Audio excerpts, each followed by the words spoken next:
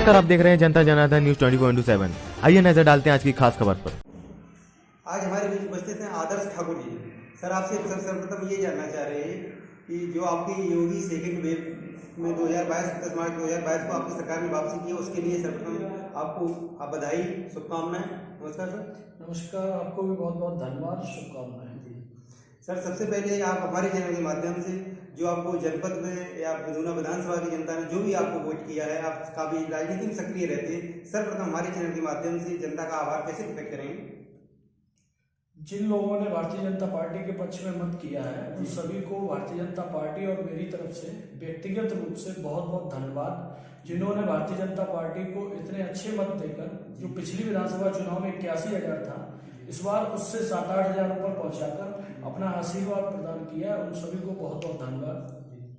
आदर्श जी, आपसे हम यही बात कर लेते हैं विकासखंड स्तर पर। विकासखंड स्तर पर 7 से 8 महीने में आपने कौन कौन से ऐसे कार्य कराए हैं जिससे जनता के लिए या युवाओं के लिए कौन कौन से वर्क करवाए हैं, या आपने कार्य योजना मेंशन कर रखी है?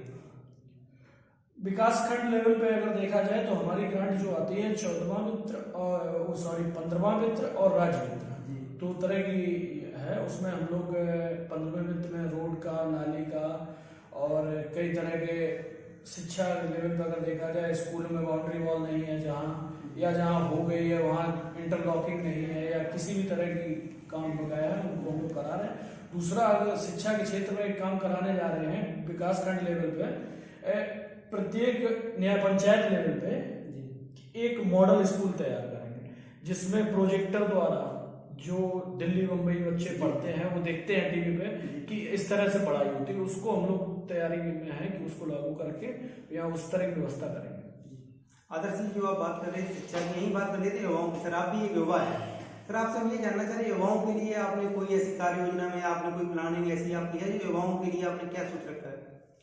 युवाओं के लिए अगर देखा जाए तो प्रत्येक ग्राम पंचायत लेवल पे, क्योंकि हमारा जो क्षेत्र आता है वो ग्रामीण क्षेत्र है, उसमें प्रत्येक ग्राम पंचायत लेवल पे हम लोग तैयारी में हैं कि ग्राम पंचायत में किस ग्राम पंचायत में खेल कूद के मैदान के नाम पर जमीन दर्ज है, अगर दर्ज है तो वो छुट्टी है या नहीं, कोई कब्जा तो नहीं की है, या नहीं भी है तो उस ग्राम सभा में ग्राम समाज की जमीन को चिन्हित करा के खेल कूद के मैदान की व्यवस्था कराएंगे। बाकी भारतीय जनता पार्टी के घोषणा पत्र में भी है कि प्रत्येक ग्राम पंचायत में खेल कूद के मैदान की व्यवस्था करेंगे, तो हम लोग उसमें अग्रसर हैं। सर, जो आप घोषणा पत्र की बात कर रहे थे, संकल्प पत्र जो आपकी पार्टी का, उसमें तो बहुत सारी चीजें, जैसे यही बात कर लेते हैं किसानों की। सर, आपकी पार्टी का दावा था कि 2022 तक किसानों की आय दोगुनी हो जाएगी। मैं समझता हूँ कि कोविड महामारी के दौरान उस टाइम नहीं हो पाया। हम आपसे ये जानना चाहते किसानों की जो समस्या थी आवारा पशुओं की, उस क्षेत्र में काम होगा और किस प्रकार किया जाएगा, बताने का प्रयास करें। आवारा पशुओं के संबंधित एक समस्या है जिसको हमारे प्रधानमंत्री जी ने भी बड़े मन से कहा है कि उसको लेके हम नई कार्य योजना तैयार कर रहे हैं। उसमें जो भी कैसे भी करके उस समस्या को दूर करेंगे, जैसे गौशालाएं हैं और अन्य की तरह भी कोई प्रोजेक्ट आएगा, डेयरी का बड़ा प्रोजेक्ट आ जाएगा तो उसमें गायें चली जाएंगी, दुग्ध उत्पादन होगा, उससे किसानों की आय भी बढ़ेगी। और हो सकता है कि माननीय मुख्यमंत्री जी किसानों के लिए कि जैसे अभी 30 रुपए का सिस्टम था कि एक गांव पे इतना दिया जाएगा, उस तरह की भी कोई योजना आ सकती है। और अगर वो भी नहीं आती तो आवारा पशुओं की समस्या तो दूर ही की जाएगी, गौशालाएं नहीं निर्मित की जाएगी। सर, आपने देखा होगा कि अपने प्रदेश में ऑफ द रिकॉर्ड करोड़ों की संख्या में युवा बेरोजगार है। सर, बेरोजगारी के लिए आपकी पार्टी ने संकल्प पत्र में मेंशन कर रखा था कि हर घर से एक रोजगार दिया जाएगा। आपको सर क्या लगता है कि मतलब ये रोजगार किन किन माध्यम से आपकी पार्टी दिलवाने का प्रयास करेंगे, इसकी नजर डाल के बताएं। भारतीय जनता पार्टी के घोषणा पत्र में कहा गया कि प्रत्येक परिवार को स्वावलंबी सक्षम बनाएंगे, रोजगार देंगे। रोजगार का मतलब सरकारी नौकरी ही नहीं है, इस चीज को हमको बहुत क्लियर समझना होगा, क्योंकि यदि सरकारी नौकरी ही रोजगार है तो अनिल अंबानी भी बेरोजगार है जी, अगर सरकारी नौकरी से। दूसरा, भारतीय जनता पार्टी ने कहा कि सक्षम बनाएंगे, तो सक्षम बनाने का मतलब है प्रत्येक परिवार में एक सदस्य को लेके उस लेवल पे बनाएंगे कि वो नौकरी पाने की घूमे ना, वो नौकरी देने के लिए निकले, उसके पास लोग आए वो नौकरी उत्पादन कर सके जी। तो उसी दिशा में कार्य योजना तैयार होगी, उसी काम किया जाएगा।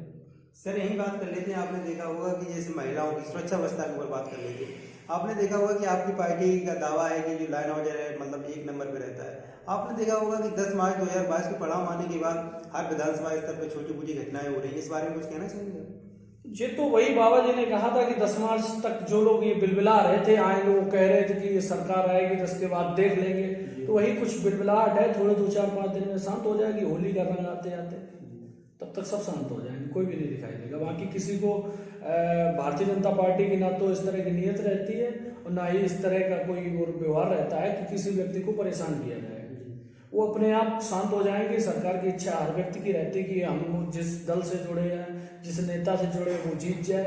अभी थोड़ी खिसियाट है, शांत हो जाएगी। आदर्श जी, जो आप बात कर रहे थे परेशानी की है, भारतीय जनता पार्टी की ऐसी नीति नहीं रहती। सर आपने देखा होगा, सब लोग बोल रहे हैं आजकल योगी आदित्यनाथ जी को बुलडोजर बाबा जी आ गए हैं। आपको सर क्या लगता है, बुलडोजर बाबा पहले कहा भी था योगी जी ने कि जो बुलडोजर चलेगा 10 मार्च आने तो उसके बाद चलेगा, यहाँ आपकी विधानसभा में ही कहा था। किन किन लोगों को चलेगा, क्या बताने का प्रयास करेंगे?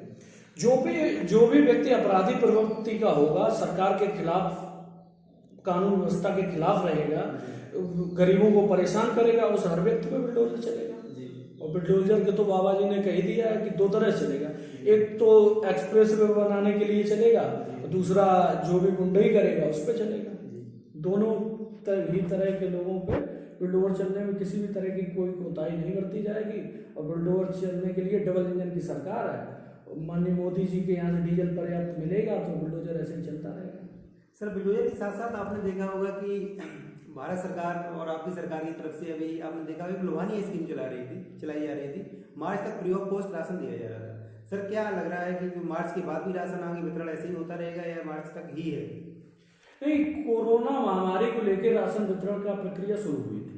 यदि कोरोना बराबर रहेगा तो बराबर राशन वितरण होगा। जैसे पहले की सरकारों में लोग बीमारी आती थी, आधे से बीमार से मर रहे हो, उससे ज्यादा भूखों मरते थे।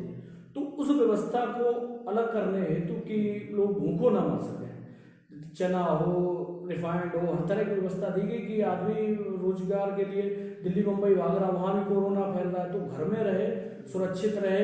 हर तरह की व्यवस्था है, खाने के लिए राशन मिल रहा है, बनाने के लिए फ्री सिलेंडर मिल रहा है, शौचालय के लिए शौचालय तैयार है, रहने के लिए आवास मिल रहा है, बिजली कनेक्शन फ्री मिल रहा है, सिंचाई फ्री बिजली हो गई, और क्या चाहिए।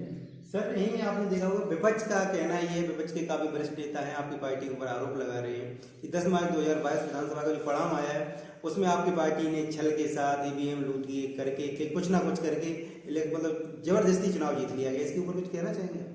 वो तो अपनी नाकामी छुपाने के लिए कुछ ना कुछ तो बहाना ढूंढना ही पड़ेगा कि कहें किस पे। ये कैसे कहते हैं कि हमें कुछ था ही नहीं, हमारा वोट बैंक नहीं था, हम मेहनतें नहीं की। भारतीय जनता पार्टी 24/7 5 साल बराबर चुनावी मोड में रहती, बराबर जनता के बीच में रहती, दुख सुख में शामिल रहती। भारतीय जनता पार्टी के राष्ट्रीय अध्यक्ष से लेके मंडल अध्यक्ष, जिला अध्यक्ष, बूथ अध्यक्ष और पन्ना प्रमुख तक रात दिन एक कर दिया इस चुनाव में। मैंने पहली बार इतना चुनाव मतलब देखा कि जिस तरह से गांव लोग प्रधानी के चुनाव नहीं लड़ते, उस तरह से भारतीय जनता पार्टी विधायकी हो या सांसदीय किसी भी चुनाव को उस तरह से लड़ती और 5 साल लड़ती है। सपा के पास तो पूरे आधे जिलों में संगठन नहीं था।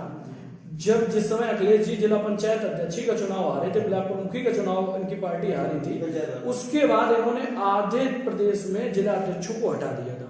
उसके बाद एक भी जिला अध्यक्ष नियुक्त नहीं कर पाए। लोग नहीं थे, क्या नहीं था, या पता नहीं था हमको करने हैं कि नहीं करने हैं, क्या था, कुछ तो कारण रहे होंगे। तो जो आपके पास संगठन नहीं है, लोग नहीं है, वन मैन आर्मी चलाओगे तो सरकार कहां से पाओगे। आदर्श जी, जो आप संगठन की बात कर रहे थे, अभी आपका इशारा था ये कि मतलब आपकी जो पार्टी है 5 साल हमेशा चुनाव इलेक्शन मोड में रहती है, 24/7 काम करती है। सर यही बात कर लेते हैं, काफी ऐसी विधानसभाएं जैसे रातू विधानसभा की बात कर लेते हैं, वहाँ तो जबकि सीएम साहब का हार जाना क्या 24/7 5 ईयर मतलब एक्शन मोड में रहेगा नहीं रहेगी? नहीं, एक्शन में अगर हम लोग सारी सीटें जीत जाएंगे तो राजशाही तंत्र नहीं हो जाएगा। तो जो भी हम लोग जीते हैं, कुछ विपक्ष भी तो मजबूत होना चाहिए भाई। जब विपक्ष मजबूत नहीं होगा, दूसरा केशव मौर्य जी के सामने कोई हल्का व्यक्ति, वो भी किसी पार्टी की राष्ट्रीय लेवल के नेता लड़ी हुई थी, पटेल जी। और इसके अलावा अगर देखा जाए कि जिस तरह करहल में अखिलेश जी ने डेरा डाल रखा था, उस तरह से अगर वो भी डेरा डाल लेते वो भी जीत जाते। उन्हें तो पूरा प्रदेश देखना था। तो वो 17 बार गए अपने चुनावी क्षेत्र में जहां से वो चुनाव लड़ रहे थे। केशव मौर्य जी तो 2 बार भी नहीं गए, उन्हें पूरा प्रदेश देखना था। हार जीते तो वो लगी रहती चुनाव में। इंदिरा गांधी हार गई थी, इससे ये कोई मैंने नहीं रखता है। सर आपसे मैं ये जानना चाह रही, आपने देखा होली का पावन पर्व चल रहा है, हमारे चैनल के माध्यम से आप धूना विधानसभा के वासियों को या अपने ब्लॉक विकास खंड स्तर पर शुभकामनाएं देना चाहेंगे और किस प्रकार देना चाहेंगे? होली की सभी लोगों को बहुत बहुत शुभकामनाएं, और इस बार होली पे डबल शुभकामनाएं, क्योंकि इस बार होली पर भारतीय जनता पार्टी द्वारा जो घोषणा पत्र में कहा गया था गरीबों को एक एक मुफ्त सिलेंडर मिलेगा, वो सिलेंडर मुफ्त मिलेगा, और इस बार केसरिया होली होगी। इससे अच्छा और क्या हो सकता है राष्ट्र के लिए। आप देख रहे थे हमारे साथ उपस्थित थे आदर्श ठाकुर जी, उन्होंने बड़े सरल स्वभाव से बताया कि जो होली का पावन पर्व आ रहा है उसे डबल तरीके से उन्होंने बताया है कि शुभकामनाएं दी हैं कि सब लोग केसरिया रंग के साथ आराम से शुभकामनाएं देते हुए धन्यवाद।